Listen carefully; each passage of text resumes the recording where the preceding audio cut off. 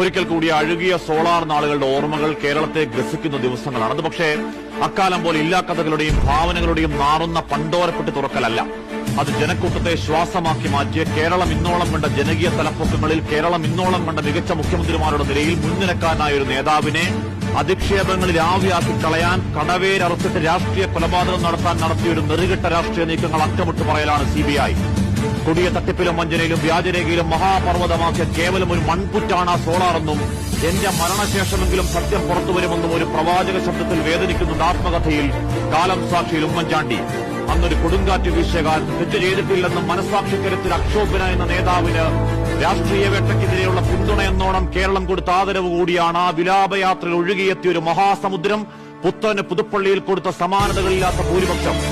ഒരു അന്യായ വിധിയിൽ മനുഷ്യപുത്രനെ കുരിശേക്കാൻ എറിഞ്ഞുകൊടുത്ത് ഈ രക്തത്തിൽ എനിക്ക് പങ്കില്ല എന്ന് കൈകഴുകിയ പീലോത്രസിനെ ഓർക്കുകയാണ് സർക്കാരിനെ ചൂണ്ടി പ്രതിപക്ഷ നേതാവ്.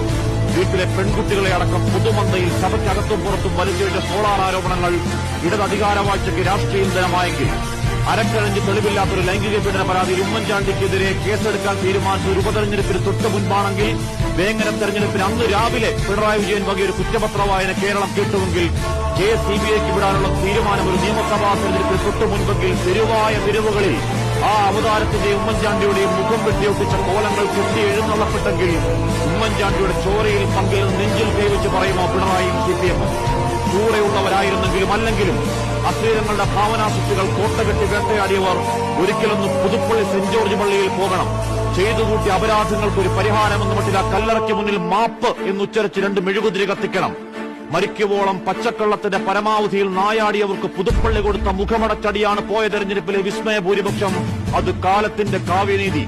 അതുമാത്രമല്ല, ഒക്കെയും നേരിൽ കണ്ടതാണ്. അന്ന് മുഖ്യമന്ത്രി ഒരു കള്ളിക്കൈലി ഉടുത്താണെന്ന് മാടക്കടയിൽ തൂക്കിയിട്ട് വിൽക്കുന്ന ഏതോ അശ്ലീല മാസികയിലെ മദന കാമരാജ കഥകൾ പച്ചക്കള്ളം ഉളുപ്പില്ലാതെ പറഞ്ഞ PC ജോർജിനെയും അട്ടക്കുളങ്ങരയിലെ 19 പേജുള്ള ഒരു കത്ത് പെറ്റുപെരുകിയ കാളകൂട വഞ്ചനയിൽ ഒറ്റുകാരുടെ പരിവേഷത്തിൽ നിൽക്കുന്ന രാഷ്ട്രീയക്കാരെയും കേരളത്തിന്റെ മുന്നണി രാഷ്ട്രീയം ഒരു കൈപ്പാടകൾ നിർത്തണം എന്നുകൂടി പറയാതെ പറയലാണ് കോടതി സമക്ഷമിരിക്കുന്ന CBIയുടെ കണ്ടെത്തലുകൾ.